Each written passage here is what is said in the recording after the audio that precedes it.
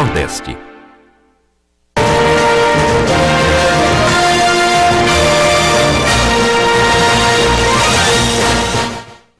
Boa noite, está começando o programa Políticas, é um espaço de debates de fatos e ideias. As entrevistas giram em torno da política, economia, ciência, comportamento, cultura, enfim, as coisas da vida. Quem está aqui hoje conosco para dar início a esse programa é o advogado Silvio Amorim. Ele é diretor do Instituto Arqueológico, Histórico e Geográfico Pernambucano. Esse instituto vem sendo uma fonte importantíssima de pesquisa histórica na nossa cidade e no nosso estado. Silvio, essa visão, essa iniciativa que o Instituto teve de colocar nas ruas da cidade placas com indicativos dos nomes das ruas e os respectivos feitos de quem nomina aquela artéria. Isso é uma coisa, digamos, que não é uma ideia nova. Você vai na Europa, tem todos os locais onde tem um evento histórico, está lá uma explicaçãozinha.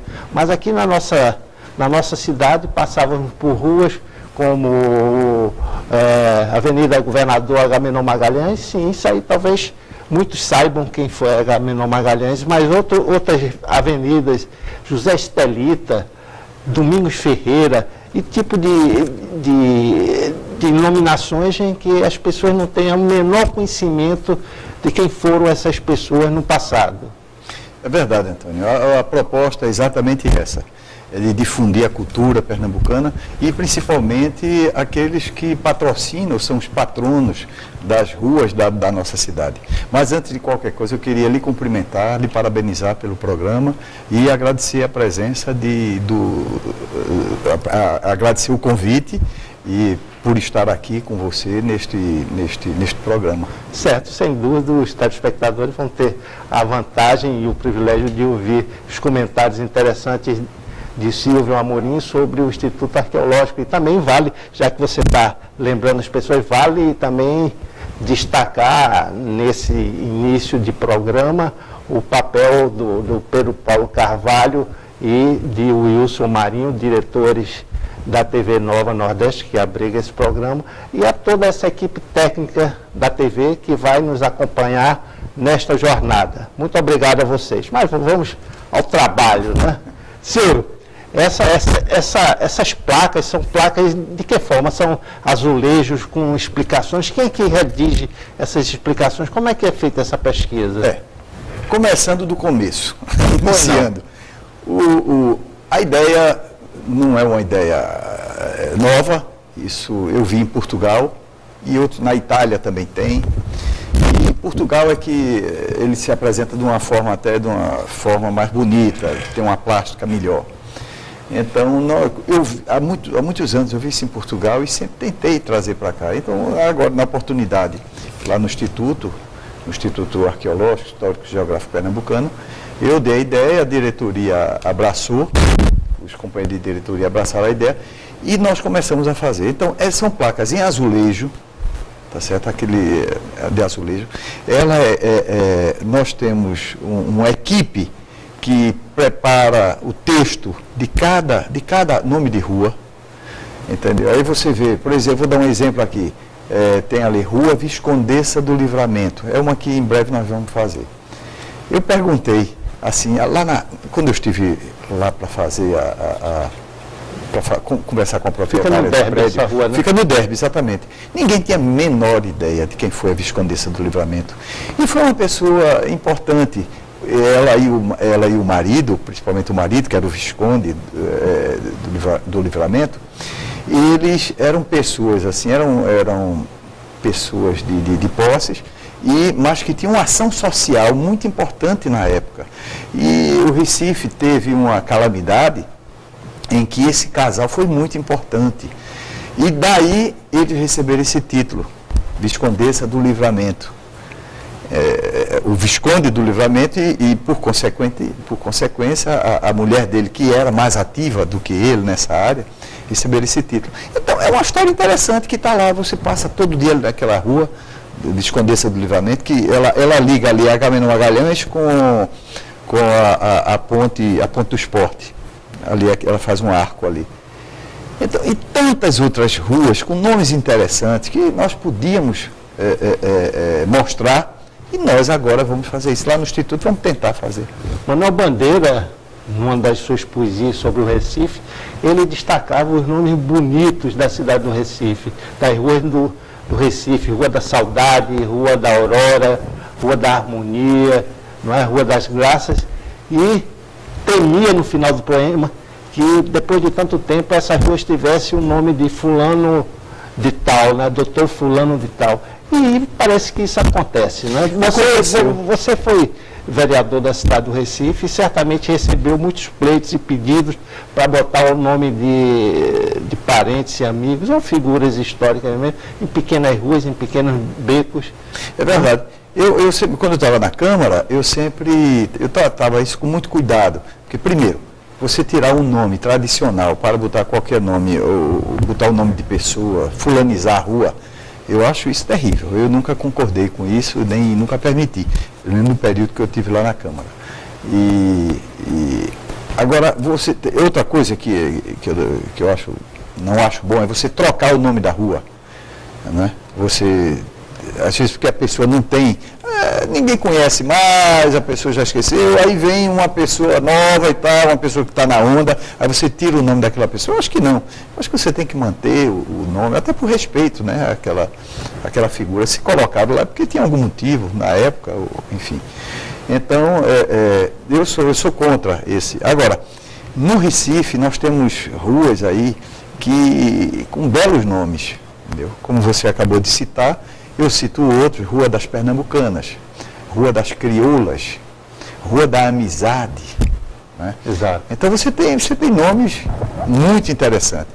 E tem outros nomes que também eram interessantes, que não eram tão poéticos assim, mas que tinha a ver, alguma coisa, tinha a ver com a comunidade e tal, mas que foram trocados. Por exemplo, e nós fizemos essa placa, já colocamos inclusive lá, no local, mas já com outro nome, né, que era o Beco da Facada, que hoje é Rua Guimarães Peixoto, se eu não me engano. Guimarães Peixoto. Fica onde? Beco da Facada, né? Casa Amarela. Quando você sai do hospital Agamenon Magalhães, é a primeira, depois que passa a primeira rua do lado direito. Então nós colocamos lá Rua Guimarães Peixoto, entre parênteses, Antiga Beco da Facada.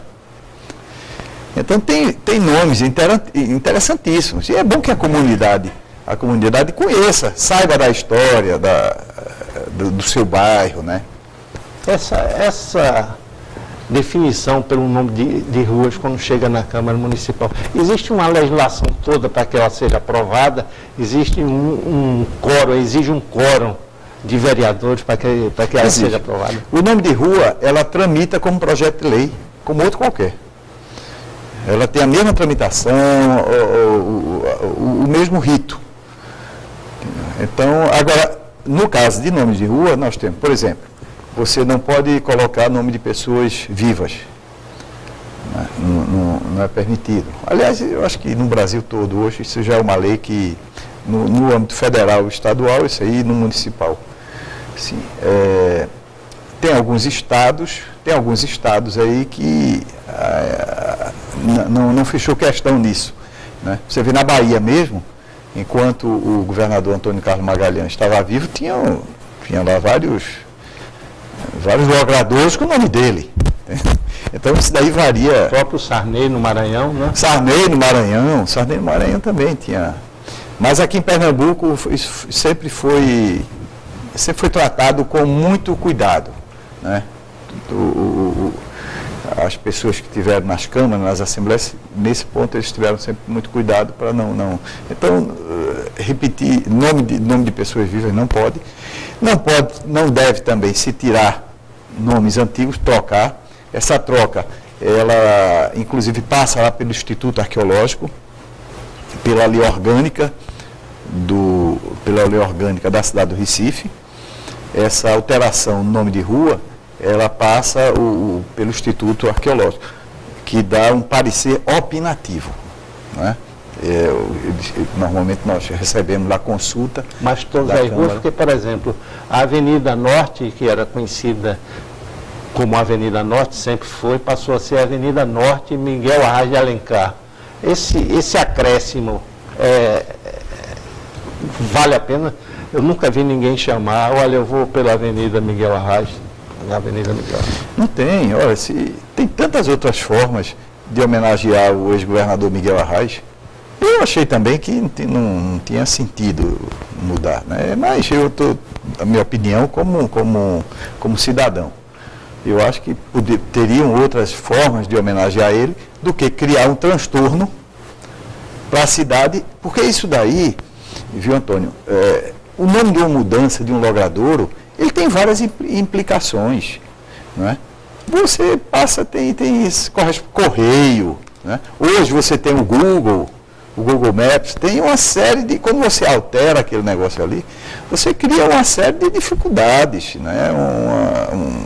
Uma série de atrapalhos aí para o futuro. Então essas coisas você tem que tratar com muito cuidado. Vocês já tiveram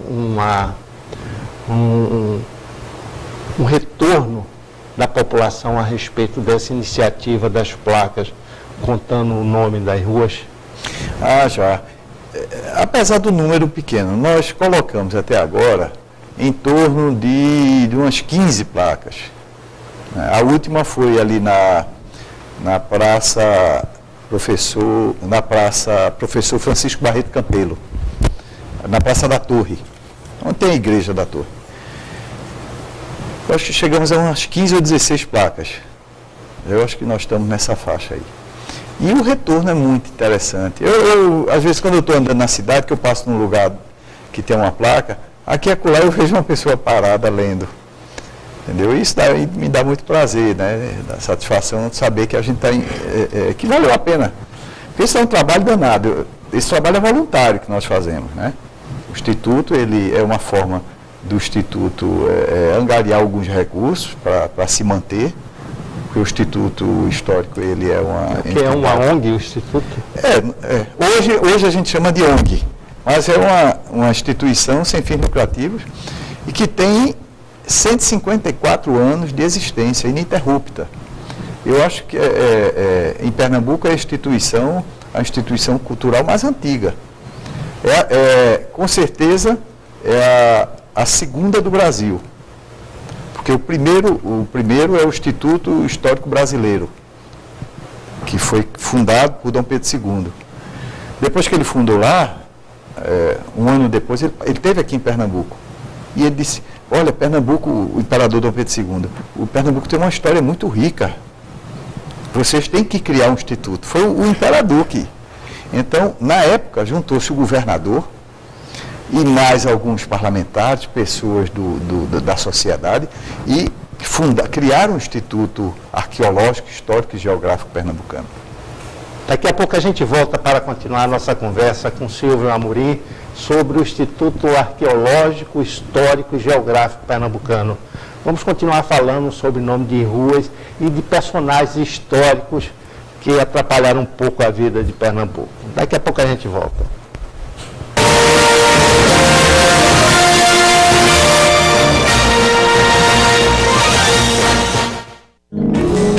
Só um jornal que traz cultura no nome pode ir além da notícia. No Jornal da Cultura, a informação clara e direta. Veja também nesta edição o debate dos últimos acontecimentos e a sua participação ao vivo. Participe com perguntas aos nossos convidados por meio do WhatsApp e também pelo Twitter e Facebook. De segunda a sábado, 21h, Jornal da Cultura.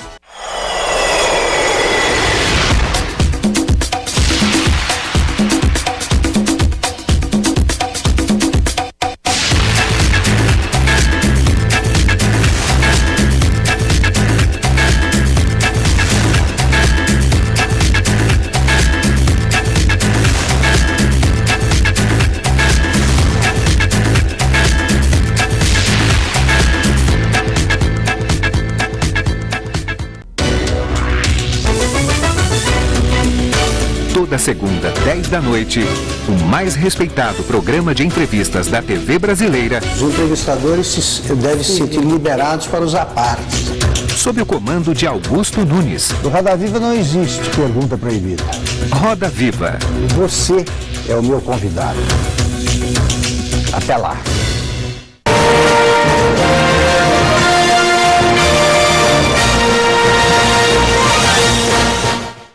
Estamos de volta num programa Políticas, onde se debate fatos e ideias, tanto de política, economia, cultura, comportamento, enfim, as coisas da vida.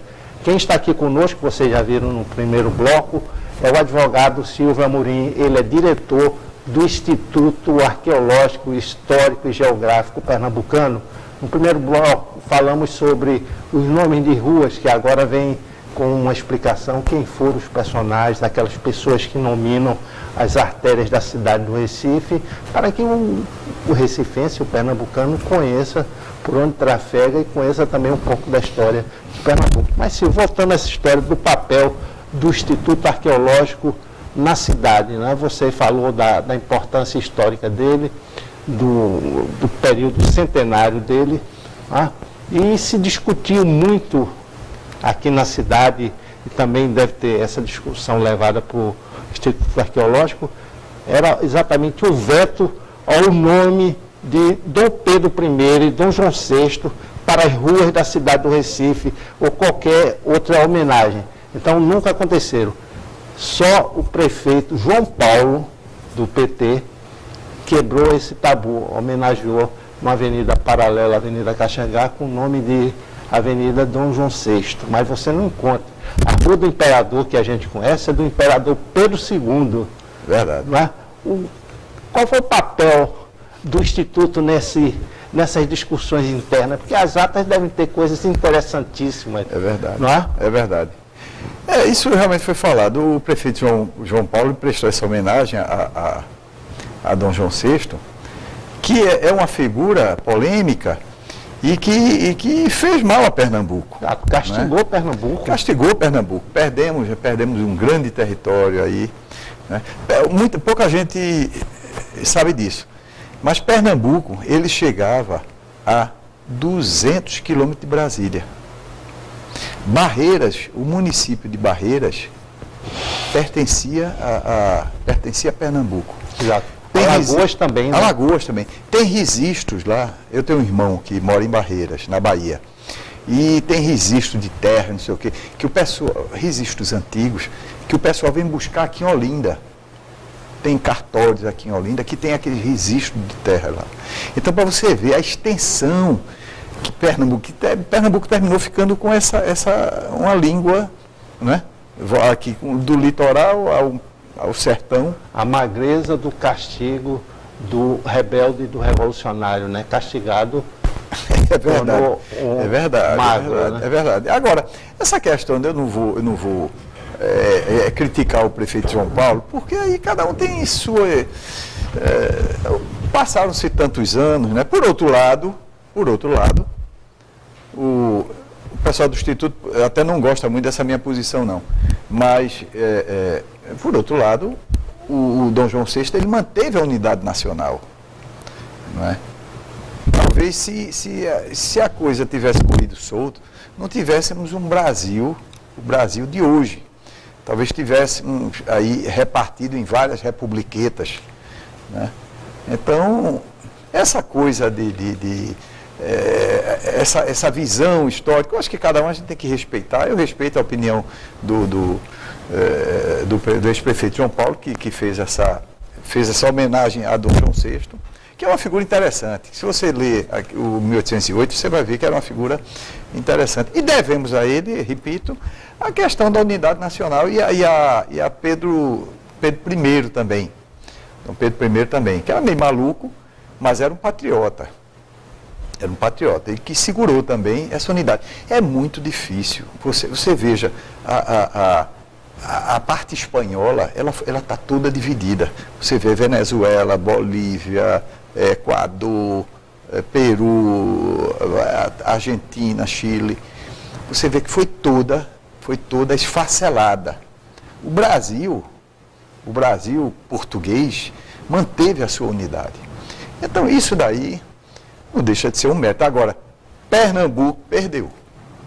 Exato. E você identificou dentro do próprio Instituto essa resistência às homenagens a Pedro I e Dom João VI? Ah, com certeza, até hoje. E tem mais.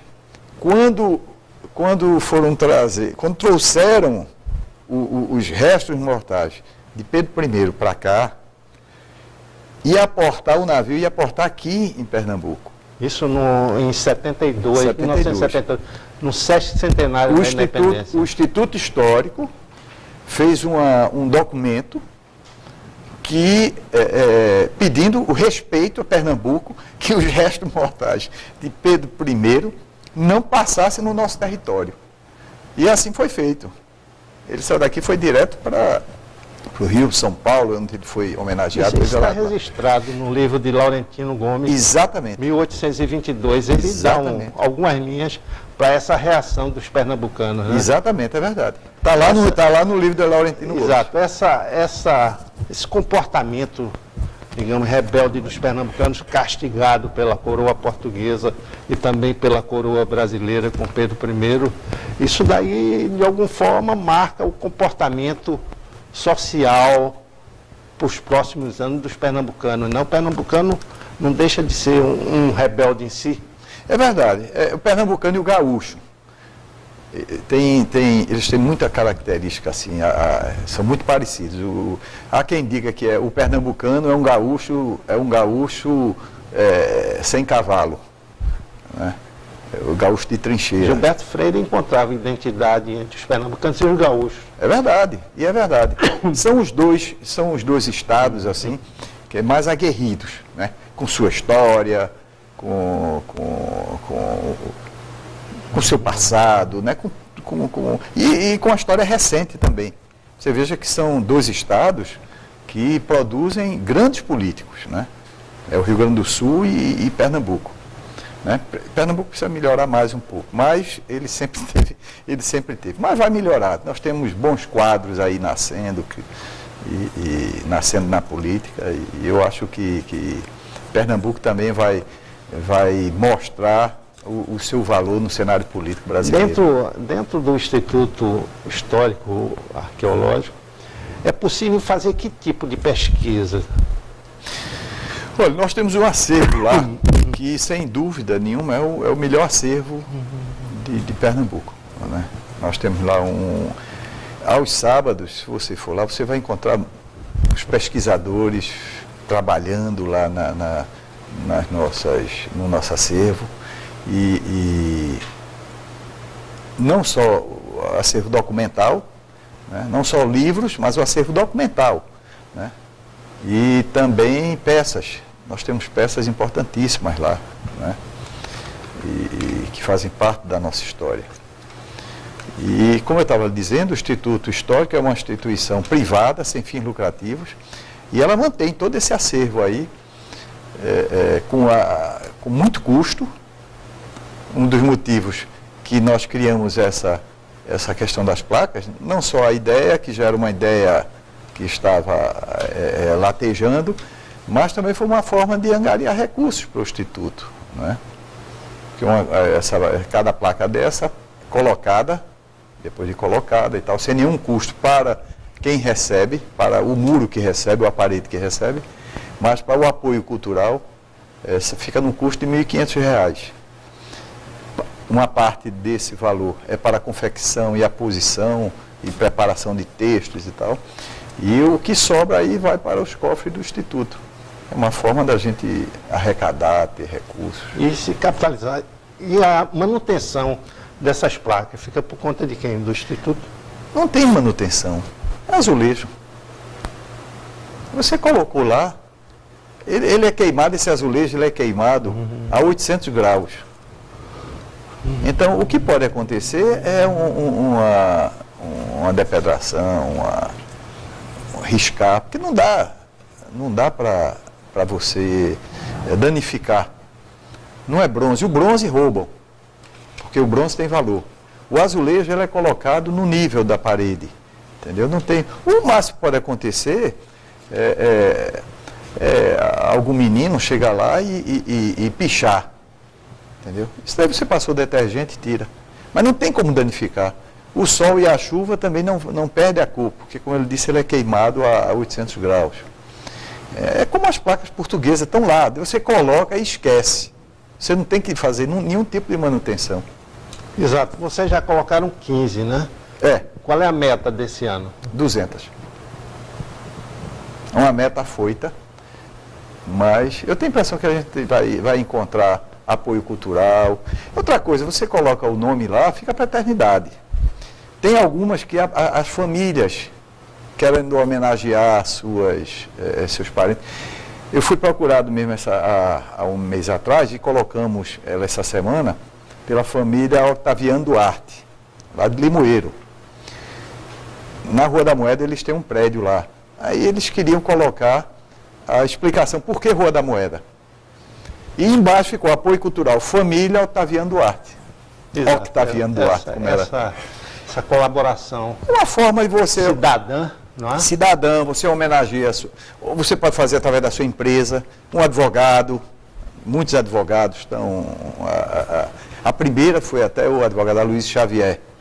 Foi a Aloysio Xavier que fez a primeira, e deu apoio cultural à primeira, a segunda foi Júlio Oliveira, e aí começaram falando de um para o outro, olha, aí vários advogados também começaram a participar, e empresas também. É bom porque aquilo dali fica para a eternidade. Pronto, eu torço para que o Instituto Arqueológico consiga fazer um roteiro de placas, um roteiro histórico a partir das placas, né? Com certeza. E nós vamos fazer um roteiro, você falou nisso daí, da Revolução de 17. Porque teve uma via crucis, né? Da Revolução de 1817. Essa via crucis, ela será colocada nos locais com uma placa explicando passo a passo. Exato. Essa revolução comemora no próximo ano 200 anos. 200 anos, exatamente. E é motivo para outra entrevista. Infelizmente, estamos chegando ao fim da nossa conversa com Silvio Amorim, diretor do Instituto Arqueológico, Histórico e Geográfico Pernambucano.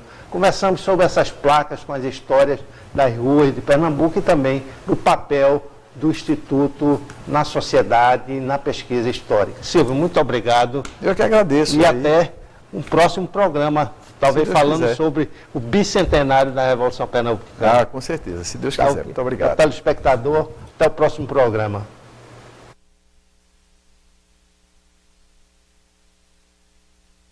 TV Nova Nordeste.